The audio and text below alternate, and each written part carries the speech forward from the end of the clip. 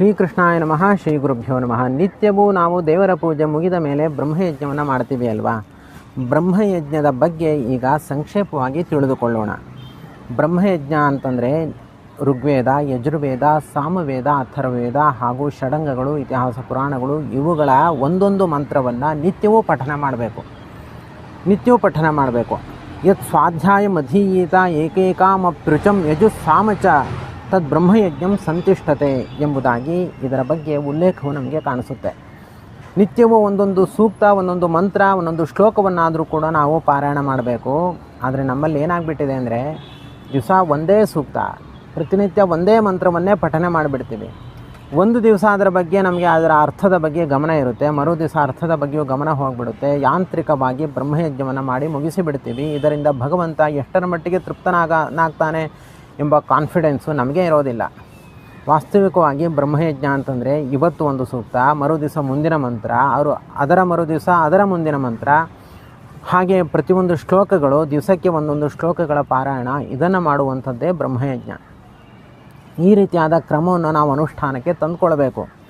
ನಿತ್ಯವೂ ಇದನ್ನು ಮಾಡಲಿಕ್ಕೆ ಸಾಧ್ಯ ಆಗದೇ ಇದ್ದರೆ ಯಾವತ್ತು ಸಮಯ ಇರುತ್ತಲ್ಲ ಅವತ್ತಾದರೂ ಕೂಡ ಮುಂದಿನ ಮಂತ್ರಗಳನ್ನು ನಾವು ಪಠನ ಮಾಡಬೇಕು. ಆದ್ದರಿಂದ ನಿತ್ಯವೂ ಒಂದೇ ಮಂತ್ರವನ್ನು ಪಠನ ಮಾಡುವುದಕ್ಕಿಂತ ಹೊಸ ಮಂತ್ರಗಳನ್ನು ಪಠನ ಮಾಡುವಂಥದ್ದೇ ಶ್ರೇಷ್ಠವಾಗಿದೆ. ಈ ಬ್ರಹ್ಮಯಜ್ಞದಲ್ಲಿ ಹೀಗೆ ಋಗ್ವೇದ, ಯಜುರ್ವೇದ, ಸಾಮವೇದ, ಅಥರ್ವವೇದಗಳು ಅಷ್ಟ ಪಾರಾಯಣ ಅಲ್ಲ, ಐತರೇಯ ಬ್ರಾಹ್ಮಣ, ಆಶ್ವರಾಯನ ಸೂತ್ರ, ಹಾಗೆ ಸಂಹಿತಾ ಪಾಠ, ಪದಪಾಠ, ಕ್ರಮಪಾಠ, ಮಹಾವ್ಯಾಕರಣ, ವ್ಯಾಸನಿರುಕ್ತ ಮೊದಲಾದವುಗಳನ್ನು ಕೂಡ ನಾವು ಪಾರಾಯಣ ಮಾಡಬೇಕು.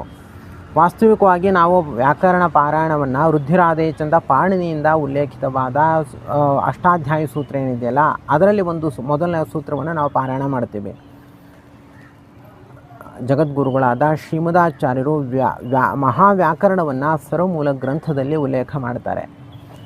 ವೇದವ್ಯಾಸ ಮಹಾವ್ಯಾಕರಣವನ್ನು ದ್ವಿತೀಯಾರ್ಥೆ, ತೃತೀಯಾರ್ಥೆ ಇತ್ಯಾದಿ ಶ್ಲೋಕಗಳನ್ನು ಅಲ್ಲಲ್ಲಿ ಉಲ್ಲೇಖ ಮಾಡಿದ್ದಾರೆ. ಪಾಣಿನಿ ಸೂತ್ರವನ್ನು ಪಠನೆ ಮಾಡುವುದರ ಜೊತೆಯಲ್ಲಿ ಈ ಮಹಾವ್ಯಾಕರಣದ ಸೂತ್ರವನ್ನು ನಾವು ಯಾಕೆ ಪಠನ ಮಾಡಬಾರ್ದು? ಅದೇ ರೀತಿಯಾಗಿ ಯಾಸ್ಕನಿಂದ ಪ್ರಣೀತವಾದ ನಿರುಕ್ತವನ್ನು ನಾವು ಸಮಾಮ್ನಾಯ, ಸಮಾಮ್ನಾತಃ ಇತ್ಯಾದಿಯಾಗಿ ಬ್ರಹ್ಮಯಜ್ಞದಲ್ಲಿ ನಿತ್ಯವೂ ಹೇಳ್ತೀವಿ. ಇದೇ ಶ್ರೀಮದಾಚಾರ್ಯರು ವ್ಯಾಸ ನಿರುಕ್ತವನ್ನು ಮಹಾನ್ ಮಹೀಯ ಸಾಮಾಧಿ ಇತ್ಯಾದಿ ಶ್ಲೋಕದಿಂದ ಉಲ್ಲೇಖ ಮಾಡ್ತಾರೆ. ಹಾಗೆಯೇ ಛಂದಸ್ಸು, ಪಿಂಗಳನಾಗ ಬರೆದಿರುವಂತಹ ಛಂದಶಾಸ್ತ್ರವನ್ನು ಮಯ ರಸತಜ ಭನಲಗ ಸಂಹಿತಂ ಎಂಬುದಾಗಿ ನಾವು ಪಾರಾಯಣ ಮಾಡ್ತೀವಿ. ಶ್ರೀಮದಾಚಾರ್ಯರು ಭಾಗವತ ತಾತ್ಪರ್ಯದಲ್ಲಿ ಛಂದಸ್ತನೋಪಾದಂ ಇತ್ಯಾದಿಯಾಗಿ ಉಲ್ಲೇಖ ಮಾಡ್ತಾರೆ. ಹಾಗೆಯೇ ಭಾಗವತದ ಪಂಚಮ ಸ್ಕಂದದಲ್ಲಿ ನಮೋ ನಮೋ ಜ್ಯೋತಿರ್ಲೋಕ ಎಂಬ ಜ್ಯೋತಿಷ್ಯದ ಮಾತು ಉಲ್ಲೇಖಗೊಂಡಿದೆ.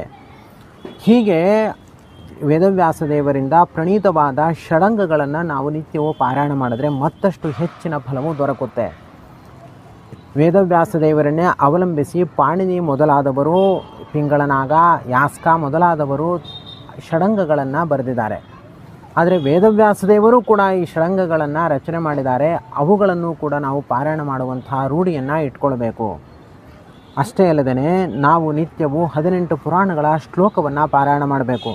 ಮತ್ಸ್ಯ ಪುರಾಣ, ಮಾರ್ಕಂಡೇಯ ಪುರಾಣ, ಭವಿಷ್ಯತ್ ಪುರಾಣ, ಬ್ರಹ್ಮ ಪುರಾಣ, ಬ್ರಹ್ಮಾಂಡ ಪುರಾಣ ಮೊದಲಾದ ಏನು 18 ಪುರಾಣಗಳಿವೆಯಲ್ಲ ಈ 18 ಪುರಾಣಗಳ ಶ್ಲೋಕವನ್ನು ನಿತ್ಯವೂ ಪಾರಾಯಣ ಮಾಡಬೇಕು. ಒಂದು ವೇಳೆ ನಿತ್ಯವೂ ಬೇರೆ ಬೇರೆ ಶ್ಲೋಕಗಳನ್ನು ಹುಡುಕಿ ಪಾರಾಯಣ ಮಾಡೋದು ನಮ್ಮಿಂದ ಕಷ್ಟ ಆಯಿತು ಅಂತಂದರೆ ಆ ಎಲ್ಲ ಪುರಾಣಗಳ ಶ್ರೀಮದಾಚಾರ್ಯರು ಉಲ್ಲೇಖ ಮಾಡಿರುವಂಥ 18 ಪುರಾಣಗಳ ಶ್ಲೋಕವನ್ನು ಈ ಪುಸ್ತಕದಲ್ಲಿ ನಾವು ಸಂಗ್ರಹ ಮಾಡಲಾಗಿದೆ.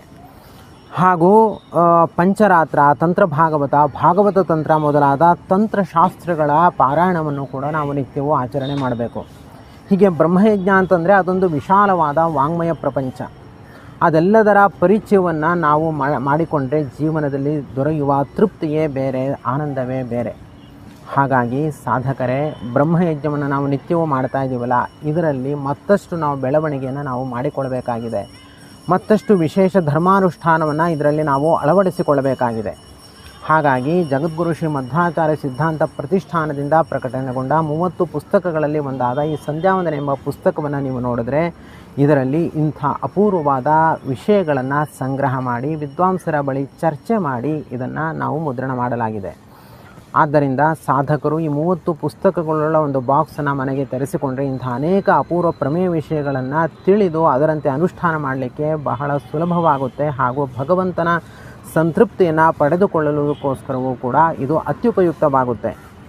ಈ 30 ಪುಸ್ತಕಗಳುಳ್ಳ ಒಂದು ಬಾಕ್ಸನ್ನು ನೀವು ಕೂಡ ನಿಮ್ಮ ಮನೆಗೆ ತರಿಸಿಕೊಳ್ಳುವುದಕ್ಕೋಸ್ಕರ ಸಂಪರ್ಕಿಸಬೇಕಾದ ದೂರವಾಣಿ ಸಂಖ್ಯೆ ಹಾಗೂ ವಿಳಾಸ ಹೀಗಿದೆ. ಎಸ್ ಸರ್ವಗುಣ ಸಂಪೂರ್ಣ ಸರ್ವದೋಷ ವಿವರ್ಜಿತ ಪ್ರೀಯತಾಂ ಪ್ರೀತೆ ವಾರಂ ವಿಷ್ಣುರ್ಮೇ ಪರಮಃ ಸ್ವರತು. ಶ್ರೀಕೃಷ್ಣಾರ್ಪಣಮಸ್ತು.